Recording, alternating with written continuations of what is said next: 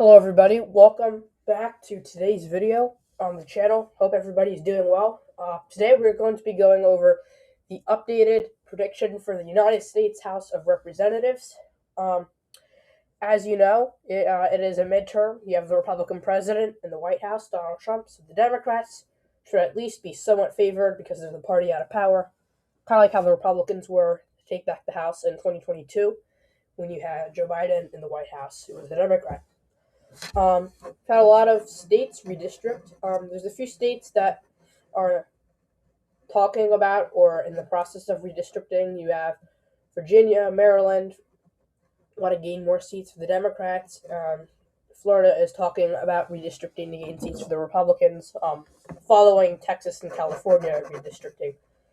And then you had Utah get a new map. Missouri, North Carolina got new seats for the Republicans. So we're only going to be going over maps that are in place. We're not going to talk about rumored maps. We're going to talk about the maps that are being used. All right. So this isn't like a best case scenario. This is just a regular prediction. But I guess we will get right into it. We'll start off with the safe Democrat seats. I think this one over here will be safe.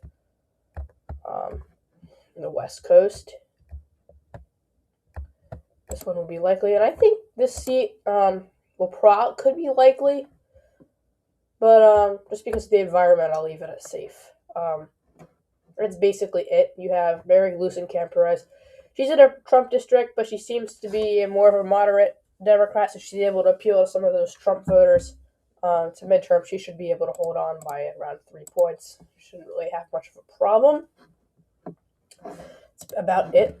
Republicans get their safe seats up here on a lot of Idaho, Montana. This one will go down to likely Wyoming. A lot of safe seats out here. Say for California, you don't have as many safe Republican districts anymore, but you have a few. That's about it. Democrats, they will have plenty. This is Doug LaMoffa's seat right here.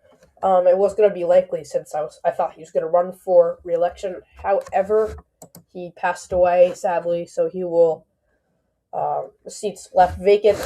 There won't be a Republican incumbent running. It'll be a safe Democrat district. Democrats get rest all of these. No problem. We're all the way down here. This one could go down to likely. Adam Gray wins by a few points. Still got a lot of safe districts in the LA area and California. This one could get down to likely. You still have some of these over here.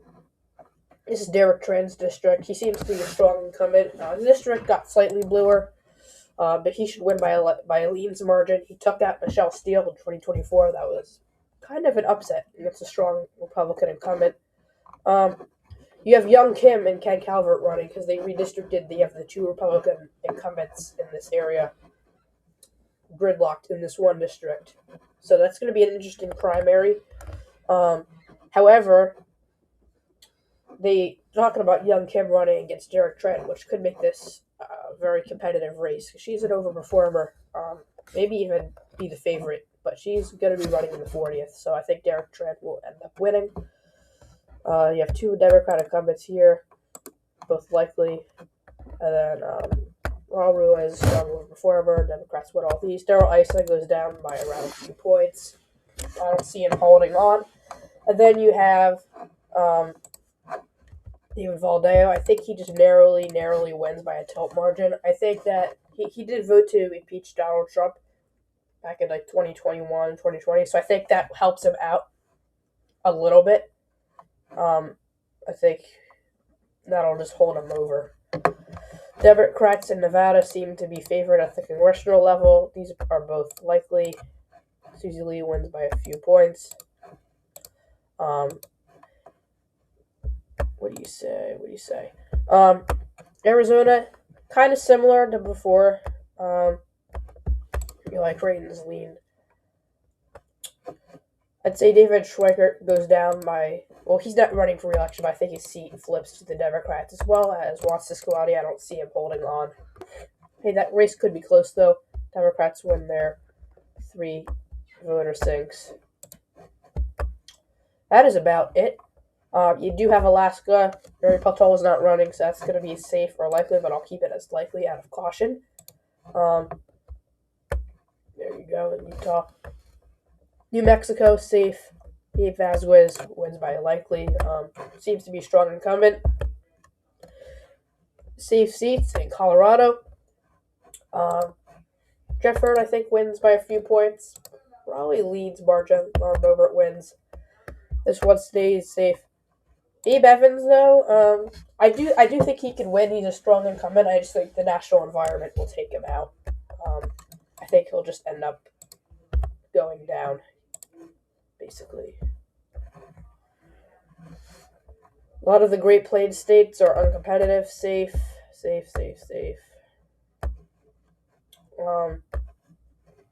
You do have Don Bacon retiring in Nebraska's 2nd district, so his district will flip. Maybe even to a likely margin. This would also be. Sharice Davids probably wins by over 10 this time. Hawaii, safe Democrat. Texas is a similar story. Not much competitiveness. You have 3 districts there. That is about it. Henry Cuellar wins by likely. He seems to get crossover appeal. He's pardoned by Donald Trump, so I think that helps him win. Republicans win all of these. I'd say this one goes down to likely.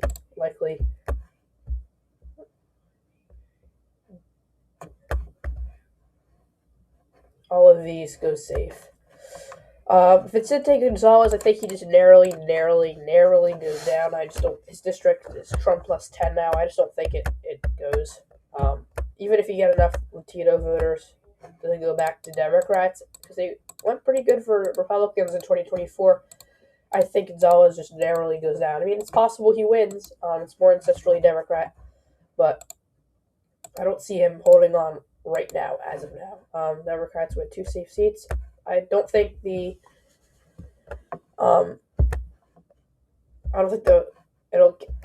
court will overturn it. So I think Democrats keep their safe districts in the South. The VRA, I just see them getting their safe seats. I don't think it's going to get overturned. I really don't. You have safe Democrat seats in Florida. Again, they're probably going to redraw their map, but I'm not. I'm only putting in maps that are going to be that are currently in, right? I'm only using maps that are current. Florida probably will redistrict, but we'll have to see what they end up doing. But basically, see it all like this. I think Darren Soto wins by over 10. He's a pretty big overperformer. It's a competitive district, slightly Democrat leaning, but I do think he ends up winning by 10 if this map stays in place. Alabama, mostly safe Republican, as is Georgia. South Carolina. This district will go under 10. That's Nancy Mace's district. Indianapolis wins by under 10, I feel like. Yeah, it's basically it. As you see over here, you see Don Davis lose by a likely margin. Kentucky, mostly safe Republican. I think Andy Barr's district still stays over 10. It's just trended pretty Republican over recent years. Let's see. Sorry about my computer completely glitching. Republicans still get a lot of safe districts. Missouri redistricted. And Wagner seat goes by over 10. Democrats win their packed districts. Same with Illinois, you know. I think Aaron Sorsen wins by over 10 this time. They won all of their Chicago districts. That's basically it. I don't think Illinois is going to end up redistricting. Indiana's map stays similar. Frank Mervan is probably around 8 or 9. Could get up to 10, we'll see. But everything else kind of stays the same as it currently is. West Virginia is safe Republican. Iowa can get kind of interesting. They could have a complete new delegation by the end of this Congress. You have Randy Feenstred and Ashley Hinson both retiring to run for higher offices. And then you have two vulnerable Republican incumbents in the South that could very well get voted out if the Democrat environment is strong enough. You have Mariannette Miller Meeks, who's not a strong incumbent. It's a Trump-less 8 district. I would see this district as going Republican. However, she's just that weak of an incumbent. She probably ends up going down. As well as Zach Nunn, I really think he has a good shot at winning re-election. I just see him just narrowly going down. That's a competitive district, though. Minnesota, everything stays the same. This goes down to likely. Republicans win all of these. I could see this district getting more competitive, but we'll have to see how that ends up going. You have Wisconsin. Not a ton of competitive districts here. This one could get likely, but I just doubt it. You have basically that. And then Democrats win these two safe districts. You have Derek Van Ornen. He definitely could win. It's really hard to say. He underperformed a lot in 2024. It's kind of split ticket down ballot. Donald Trump won it by a lot. It's what I like to call a Trumplican type of district. It's hard to say. I don't know how. Maybe he's not having good messaging with the district. He has put in a few more moderate votes though, so that could save him. But as of now, I just think he narrowly goes down. Michigan, kind of similar. Obviously, both sides get their safe districts. Bill Hewings wins by over 10, strong incumbent. Democrats win all of their safe districts. McDonald Rivet wins by a likely margin. Third probably goes to safe. Could be likely. I'll say it's safe. This district, this is John James's district, number 10 in Michigan. Pretty competitive. Does love Donald Trump, though. We'll see. John James is running for governor, a very competitive race in Michigan. However, there's been rumors that he might just change his mind and run for a seat again, possibly, if you have, he wants to have a better chance of holding this competitive district. But I'd say that whatever John James does, I'm assuming he still stays in the race for governor. Republicans will be able to find somebody to replace John James and be able to win the seat for the Republicans. However, it could be close. It was very close in 2022, but that was because the Democrats did really good at the top of the ticket with Gretchen Whitmer. I just stay saying the same. Tom Barrett, if Republicans at least do competitive in Michigan, even if the Democrats win by a few points, Tom Barrett's a strong incumbent. He overperformed in 2024. He shouldn't have much of a problem winning. However, he could go down, but I have him just narrowly winning. Ohio, pretty similar. Map was more of a mild gerrymander, not really that bad for the Democrats. Max Miller wins by under 10. This district will probably be likely. Mike Turner, I don't think he retires yet this time, so I think this district will be safe. Another safe. Democrats obviously win their two voter sync districts. Julia Sykes wins by a likely margin. And then I'd say Greg Landsman, this is a Trump plus 2 district. If in a Republican environment, I could see this district flipping.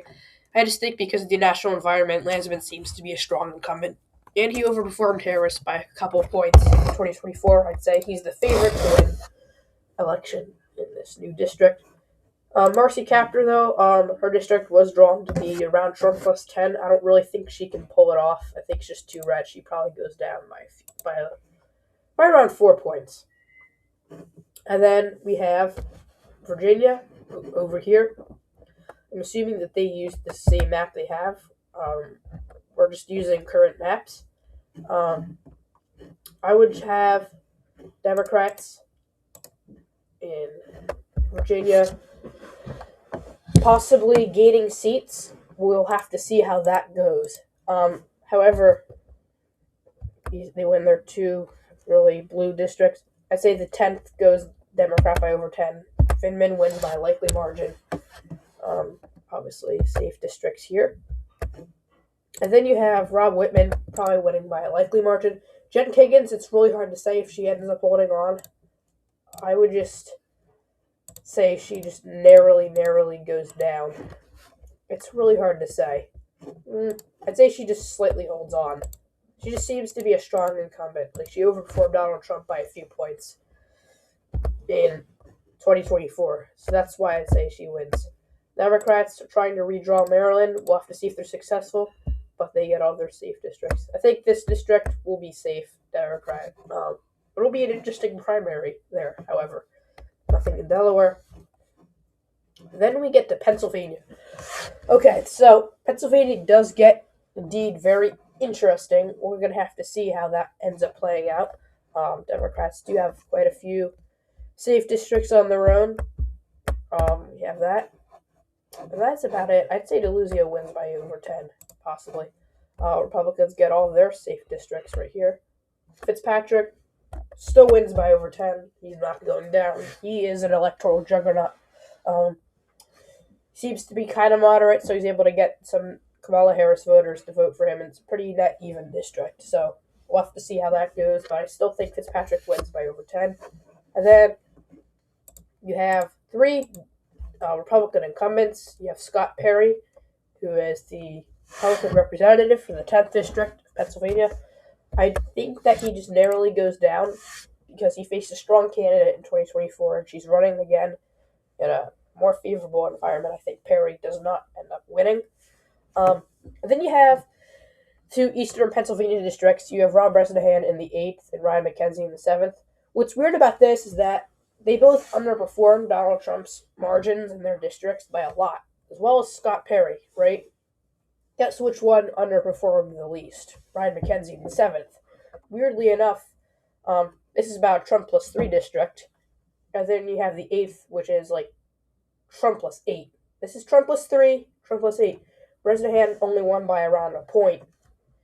McKenzie probably won around the same margin by around a point, which is weird. McKenzie didn't really underperform by as much as Bresnahan, despite this 8th being a much redder district. So, I mean, they both went against strong incumbents. However, if you're going to say McKenzie loses, then Bresnahan has a just as good enough chance as losing as McKenzie does. Maybe he's slightly more favored because his district is too red, but he just doesn't seem to strike me as the strongest incumbent in the world. He probably just still narrowly wins, but it could go down to tilt Republican. It really could. We're gonna have to see.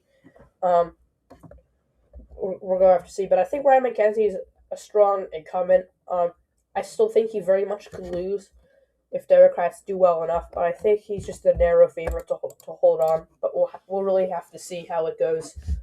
That's going to be a true nail biter. You do have in New Jersey, no new maps.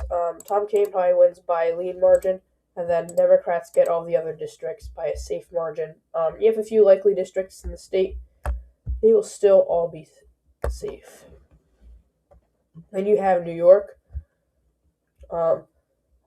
The Democrats were talking about redrawing Staten Island to be a Democrat district, but I don't think that's going to happen. I think Republicans will still be able to get this district for them.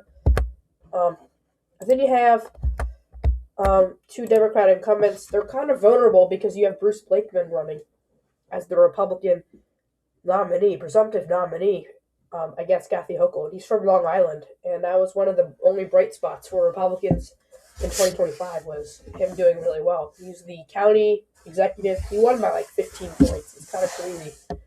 But he's probably going to do really well in this area at the top of the ticket. So, I don't know if he's going to do as well upstate. But I think this is the Republicans' bright spot. I still think that their incumbents will be able to win. But they definitely, Tom Suozzi could be vulnerable. We'll have to see. If Republicans run somebody like a good candidate, I could definitely see this race getting very competitive. But we're going to have to see how that ends up going. As far as upstate New York and the Hudson Valley, Democrats win their safe districts. Pat Ryan, I think, probably goes down to likely. Likely. Republicans still win their districts. Josh Riley probably wins by by a little bit, quite a bit. And then Mike Lawler seems to be a strong fit for his district. He wins by a lean margin. I kind of do think Pat Ryan still wins by over 10. Riley could go up to likely. That probably makes more sense. Nothing new in New England. Nothing new. Likely. Safe. You're likely. You're likely. You're safe. And then Republicans flip Maine's second district with former Governor Paul LePage by around 4 or 5 points. I might even leave it at leans just because of the environment. But that is probably it with the U.S. House prediction. Let me know how you think of the video. What do you think about certain races in the comments? Are they going to go a different way than how I see things going? But yeah, let me know what you think about the video. Hope you guys enjoyed it. Please like and subscribe. Definitely helps out the channel. And I hope to see you in the next video.